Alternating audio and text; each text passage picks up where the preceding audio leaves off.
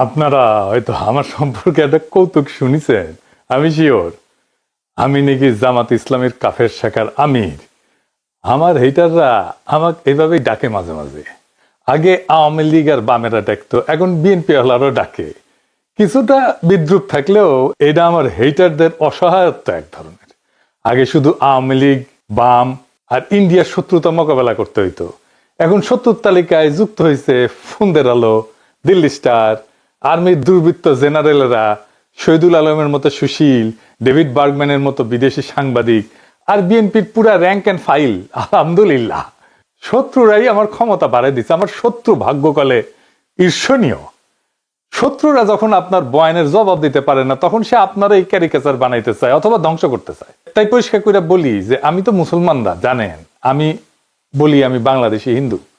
আমি জামাতের লোক না, জামাত করি না, এনসিপিরও কেউ না, এনসিপি করি না, কোনো রাজনৈতিক দলের সদস্য না, কোনো দল, কোনো গোষ্ঠী, কারো কাছে বিবেক বন্ধক দেই নাই।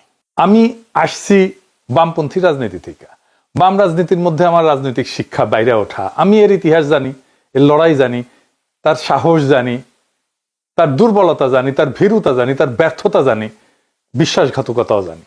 আর ঠিক এই কারণেই আজ আপনাদের কাছে আমার একটা ব্যাখ্যা দেওয়ার দরকার আছে যে একজন আমার মতো মানুষ, যার শিকড় সেকুলার বাম রাজনীতিতে, সে কেন একটা ইসলামপন্থীদের নেতৃত্বাধীন নির্বাচনী জোটকে নির্বাচনে সমর্থন করতেছে।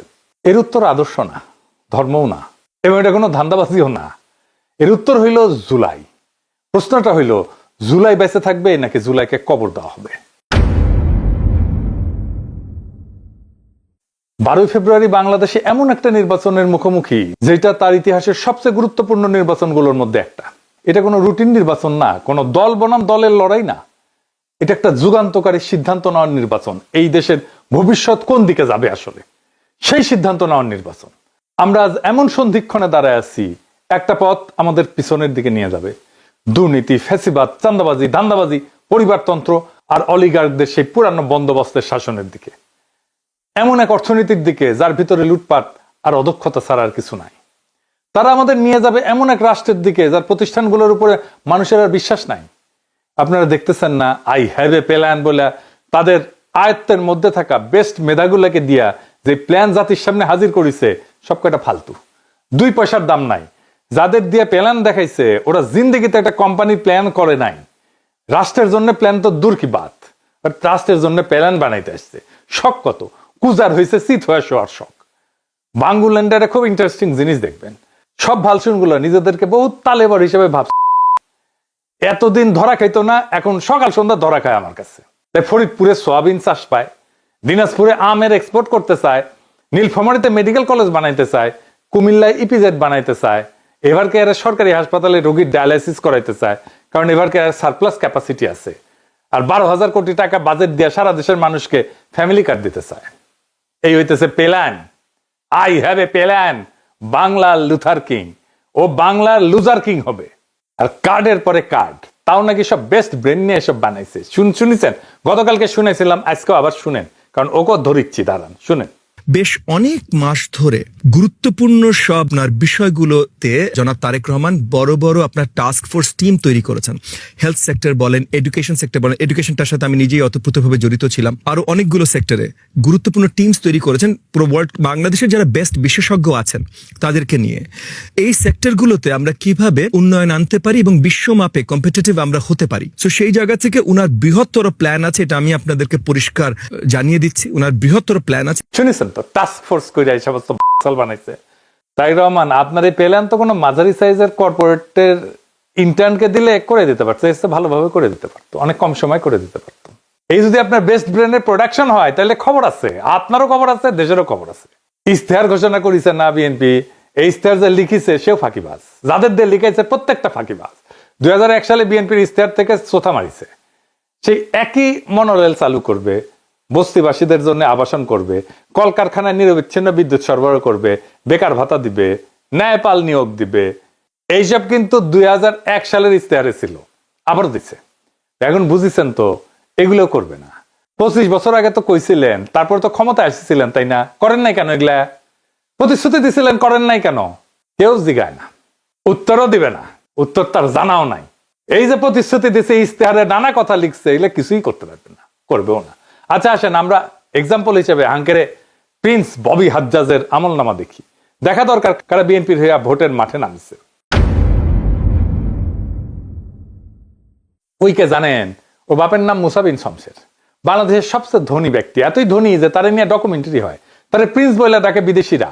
সে যে জুতা পরে না, জুতা জুতা, তাতে ডায়মন্ড বসানো থাকে, হীরা হীরা হীরা বসানো থাকে জুতায়।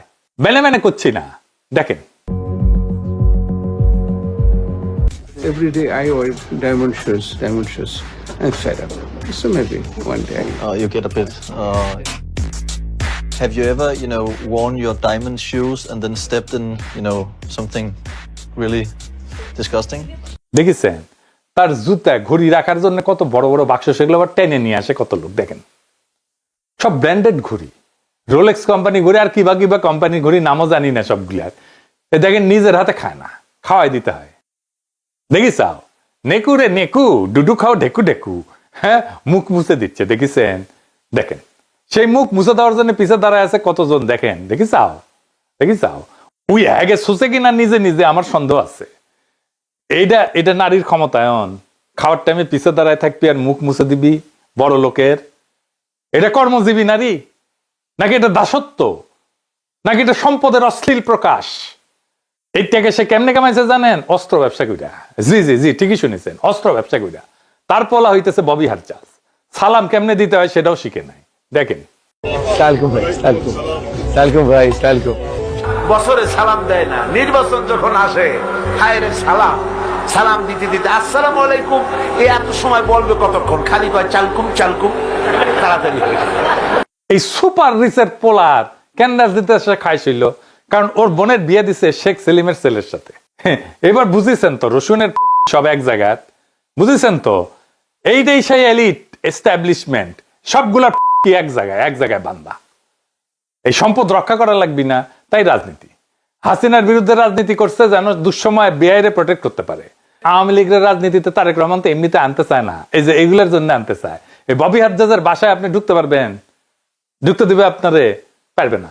ওই টাকা সেটা এমপি হবি, ওই ধান্দা করিছে, অত সুজা না। টাকা নেন অসুবিধা নাই, কিন্তু ভোট দিবেন মামুনুল হককে। হ্যাঁ বুঝি চাও, রিক্সা মার্কে খালি সিল মারো রে সিল মারো, রিক্সা মার্কাত সিল মারো।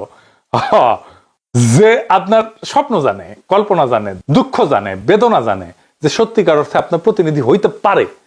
আপনি নিজেই বিবেচনা করেন মুসা বিন শমসেরের ছেলে আপনার প্রতিনিধিত্ব করার যোগ্যতা রাখে কিনা, না মামুনুল হক রাখে? সে তো আপনারই লোক। এই ববি হাজ্জাজেরা সেই পথের পথিক, যেই পথে তারেক রহমান আর ধানের শীষ আমাদেরকে নিয়ে যেতে চায়। আর কোন পথ আছে?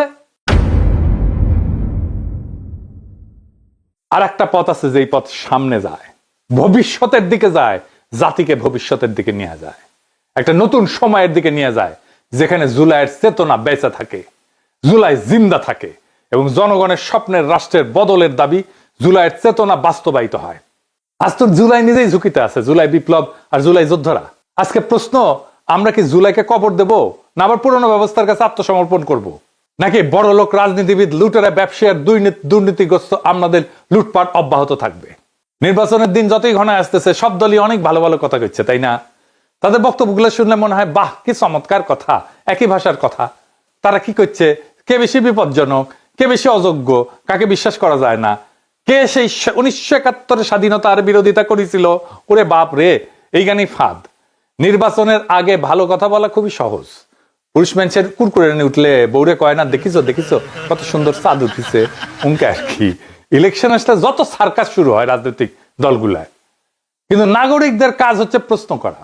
আমাদের কঠিন প্রশ্ন করতে হবে এই রাজনৈতিক দলগুলোতে কারা এই দলগুলোর পেছনে আছে, কোন পরাশক্তি, কোন আন্তর্জাতিক শক্তি, কারা টাকা দেয়, এদের ক্ষমতা আসে কোথায় থেকে, প্রার্থীরা কারা, তাদের রেকর্ড কি, এবং সবচেয়ে গুরুত্বপূর্ণ তারা আদৌ সংস্কার বাস্তবায়ন করতে পারবে কি না বা করতে চায় কিনা।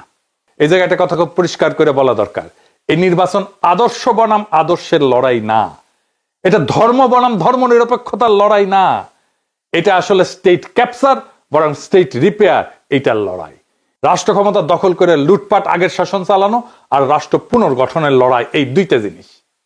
একদিকে আছে এমন দলগুলা যারা রাষ্ট্রকে আগেই দখল করে ফেলছে, ব্যবসা দিয়া, আমলাতন্ত্র দিয়া, পরিবারতন্ত্র দিয়া, পুরনো সিস্টেমের উপরে দখল দিয়া আগের ব্যবস্থার সাথে সিস্টেম কইরা।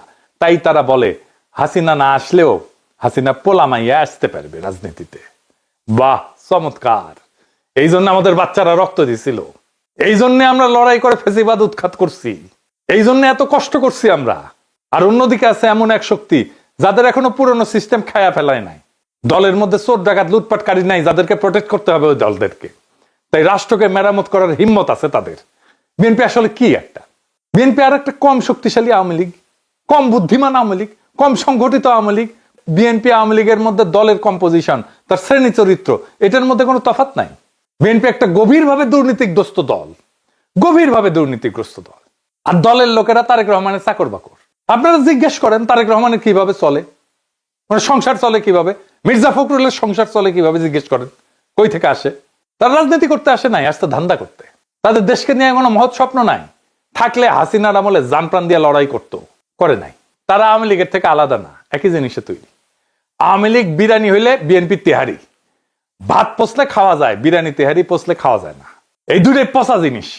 90-এর দশকে এই দুই দল নীতি আদর্শ দিয়ে প্রতিযোগিতা করেনি, করছে দুর্নীতি, লুটপাট আর পাইয়া দেওয়ার রাজনীতি আর সহিংসতা দিয়া। 2006 সালে তত্ত্বাবধায়ক ব্যবস্থা ভাঙছে বিএনপির জন্য। বিএনপি দায়ী। সদ্য অবসরপ্রাপ্ত প্রধান বিচারপতিকে তত্ত্বাবধায়ক সরকার প্রধান হবে, এটাই ছিল সিস্টেম। 2004 সালে একটা সংবিধানের 4র্থ সংশোধনী গৃহীত হয়, অনেকেরই স্মরণ আছে। ওই সংশোধনীর মাধ্যমে বিচারপতিদের অবসরে যাওয়ার বয়সসীমা 65 থেকে 67 করা হয়, 2 বছর বাড়ানো হয়। এই বয়স বৃদ্ধির এই সিদ্ধান্তের পেছনে মূলত কাজ করছে পরবর্তী তত্ত্বাবধায়ক সরকার প্রধান কে হবে সেই হিসাব নিকাশ। সাবেক প্রধান বিচারপতি কে এম হাসানকে, যিনি একসময় বিএনপির রাজনীতির সাথে জড়িত ছিলেন, তাকে প্রধান উপদেষ্টা করাই ছিল এই সংশোধনীর মূল উদ্দেশ্য। যার ফল সামরিক শাসন, 1/11 এবং শেষ পর্যন্ত 15 বছরের ফ্যাসিবাদ। এই ফ্যাসিবাদ কায়েমের পিছনে পুরা দায় বিএনপির। সেই খাসলত বিএনপির বদলায় নাই। 2024-এর 5ই আগস্টের পরে বিএনপি চাঁদাবাজি, ধর্ষণ, খুন, জখম, বাড়ি দখল, 92% সহিংসতার সাথে বিএনপি জড়িত। তাও নিজের দলের লোকদের নিজেরা মারছে। কোন বাজার, হাট, ঘাট, bus stand, tempo stand, rickshaw stand, TV station, media, advertising firm দখল বাদ রাখি নাই, সব দখল করে ফেলছে। এস আলমের সাম্রাজ্য চালায় শ্রীলং সালাউদ্দিন, বেকাত্তর টিভি চালায় বরকতুল্লাহ বুলু, আর টিভির দখল নিছে ওয়াহিদুজ্জামান অ্যাপোলো। এই কারণেই তারা বিশ্ববিদ্যালয় নির্বাচনগুলোতে প্রত্যাখ্যাত হয়েছে। ছাত্ররা প্রত্যাখ্যান করছে তাদেরকে। ছাত্ররা আদর্শে ভোট দেয় নাই, তারা দুর্নীতির বিরুদ্ধে ভোট দিছে। আজ বিএনপি মনোনয়ন দিছে অসংখ্য বিতর্কিত ব্যক্তিতে। বিএনপির 59% ক্যান্ডিডেট ঋণ খেলাপি, ব্যাংকের ঋণ নিয়ে শোধ দেয় না, খায় ফেলছে, পাচার করে দিছে। আসছে দেশের সেবা করতে, লজ্জা করে না এদের। 15 বছর ক্ষমতার বাইরে থেকে হঠাৎ তাদের হাতে অধেল টাকা কই থেকে আসলো? ব্যাংক লুটের টাকা, ঋণ খেলাপের টাকা। কিভাবে আসলো, কেন আসলো? কারণ পুরনো অলিগার্করাও, হাসিনার সব ব্যবসায়ীরা আবার এমন একটা দল খুঁজে পেয়েছে যাদের সাথে ব্যবসা করা যায়, তারাও দিতেছে। হাসিনার লোকদের কাছ থেকে নিচ্ছে টাকা। এমনকি বিএনপি আওয়ামী লীগকে রাজনৈতিকভাবে পুনর্বাসন করবে বলছে। তাদের আপত্তি নেই হাসিনার পুত্র আর কন্যারা যদি রাজনীতিতে আসে। বিএনপি চলে হারামের টাকায়, প্রত্যেকটা পয়সা হারামের পয়সা, প্রত্যেকটা পয়সা হারাম টাকা। মানুষের অভিশাপ আছে ওই পয়সার গায়ে। তারপরে তারা বলে তারা দুর্নীতি উচ্ছেদ করবে, চান্দাবাজি উচ্ছেদ করবে। হায় রে হায়, খারান খারান, আমার ঘোড়া একটু হাসি। হয়েছে হয়েছে হয়েছে, আচ্ছা হয়েছে। দুর্নীতির টাকায় চলা দল দুর্নীতিকে উচ্ছেদ করতে পারে না। অলিগারদের উপর নির্ভরশীল দল সংস্কার করতে পারে না। এই কারণে জামাত এনসিপি জোট কাঠামোগতভাবে আলাদা। বাস্তব সংস্কার কেবল তারাই করতে পারে যারা দুর্নীতিগ্রস্ত ব্যবসায়ী আর আমলাতন্ত্রের কাছে বাধা পড়ে নাই। এই জোটের প্রতিশ্রুতিগুলো বিশ্বাসযোগ্য, কারণ তাদের দলে রক্ষা করতে হবে এমন চোর বাটপার নাই, লুটেরা নাই। তাদের নেতৃত্ব পুরনো বিষাক্ত রাজনীতিতে ডুবে নাই। দলে গণতন্ত্র আছে, পরিবারতন্ত্র নাই। সংবিধান সংস্কারের কথা তাদের মুখে শোভা পায়, কারণ তারা পরিবারতন্ত্র বাঁচাইতে রাজনীতি করে না। রহমান অ্যান্ড সন্স এর মাফিয়া সাম্রাজ্যের অংশ হইতে আসেনি তারা। 2 রহমান ফ্যামিলি তো, শেখ মুজিবুর রহমান আর জিয়াউর রহমান ফ্যামিলি, এই তো 2 রহমান অ্যান্ড সন্স। এরাই তো বাংলাদেশের রাজা, এরাই তো বাংলাদেশের হর্তাকর্তা বিধাতা। বিএনপি থেকেও রাজনীতি করতে আসে না তো, আসে ধান্দা করতে। আর এই ধান্দা করার জন্য কে কত বড় তারেক রহমানের চাকর হইতে পারবে এটা প্রমাণ করে। এটা সত্য যে জামাত এনসিপি দুর্নীতিগ্রস্ত সরকার চালানোর অভিজ্ঞতা তাদের নাই। আর এটাই তাদের সবচেয়ে বড় শক্তি। তারা বিশেষজ্ঞদের জন্য, স্বচ্ছতার জন্য, সংস্কারের জন্য ওপেন আছে, কারণ তারা পুরনো দায়ে বন্দী না। তাদের এমন কোনো ব্যাগেজ নাই যেটা তাদের বহন করতে হবে। এইবার আসি ভারত প্রশ্নে। সবাই ভারতের সাথে সংলাপের কথা বলে, সবাই সুসম্পর্কের কথা বলে। বিএনপি বলে জাতীয় স্বার্থের কথা, কিন্তু কার স্বার্থ? আওয়ামী লীগ 15 বছর একই ভাষা ব্যবহার করছে, ফল কি পাইছি? ইতিহাসের সবচেয়ে বাজে কূটনৈতিক সম্পর্ক পাইছি ভারতের সাথে, ভারতও এটাই পাইছে। আর এমন একটা জাতি যে নিজের আত্মসম্মান হারায় ফেলছে, তাতে কি ভারতের লাভ হয়েছে না বাংলাদেশের লাভ হয়েছে? কারোই লাভ হয়নি। ভারত শুধু আওয়ামী লীগের ফ্যাসিবাদী শাসনকে সমর্থনই দেয়নি, তারা তার বহু অপরাধী নেতাকে আশ্রয় দিয়ে রাখছে, যাদের ফাঁসি হয়ে গেছে। সংলাপ ভালো কথা, কিন্তু মর্যাদাহীন সংলাপ আসলে কূটনীতির পোশাকে আত্মসমর্পণ। ভারত নিজের মুসলমান নাগরিককে নিপীড়ন করে, তাদের বাংলাদেশি বলে সীমান্তের দিকে ঠেলে দেয়, আমাদের দেশে ঢুকায় দেয়, বাংলাদেশকে কাঁটাতারের বেড়ায় ঘিরে ফেলে, সীমান্তে পাখির মতো গুলি করে মানুষ মারে, কাঁটাতারে ঝুলায় রাখে, অপমানিত করে, অমানবিক আচরণের শিকার হয় আমাদের নাগরিকেরা ভারতের কাছে। কিন্তু তবু তারা ট্রানজিট চায় সেই দেশের বুকসিরা যে দেশের মানুষকে তারা আবর্জনা বলে মনে করে। এ কেমন কূটনৈতিক সম্পর্ক? এ কেমন রাষ্ট্রে রাষ্ট্রের সম্পর্ক? একটা জাতির মর্যাদার কি কোনো দাম নাই?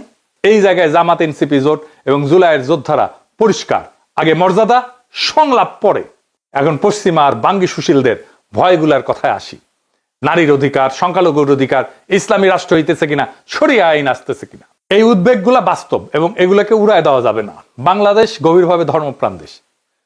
বাংলাদেশের মানুষ তার ধর্মের কাছাকাছি থাকতে চায়, কিন্তু বাংলাদেশের মানুষ ধর্মীয় সম্প্রীতি কি সেটা জানে। বাংলাদেশের সাম্প্রদায়িক টেনশন লাগায় রাখছে দুইটা দল, বিএনপি আর আওয়ামী লীগ। হিন্দুদের সম্পত্তি দখল করছে কে? আওয়ামী লীগ আর বিএনপি তো ভাগাভাগি কইরা।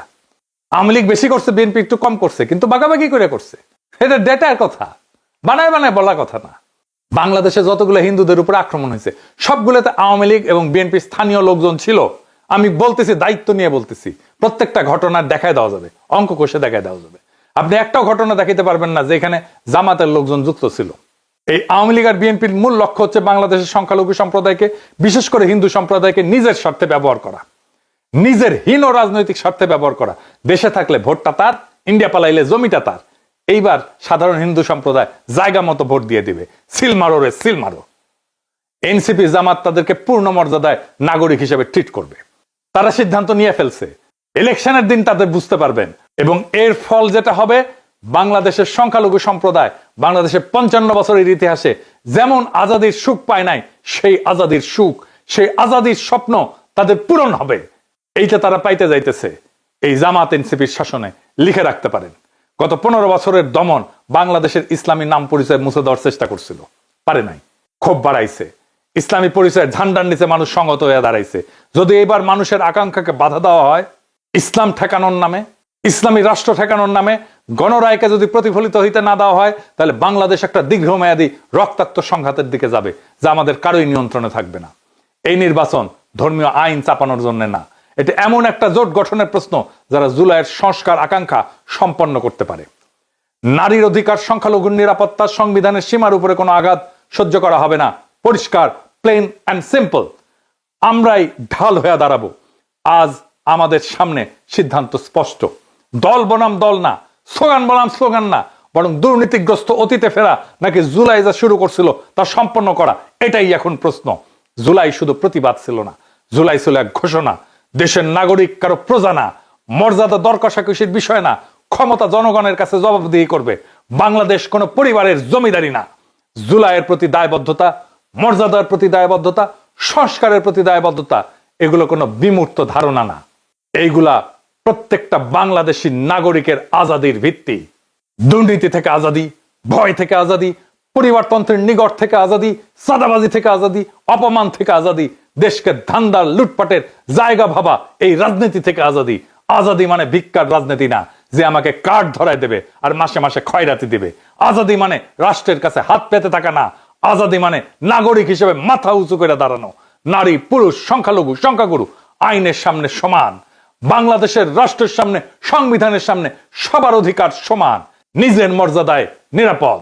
জুলাইয়ের জন্য, মর্যাদার জন্য, সংস্কারের জন্য, আজাদির জন্য জামাত এনসিপি জোটকে এই নির্বাচনে জিততেই হবে।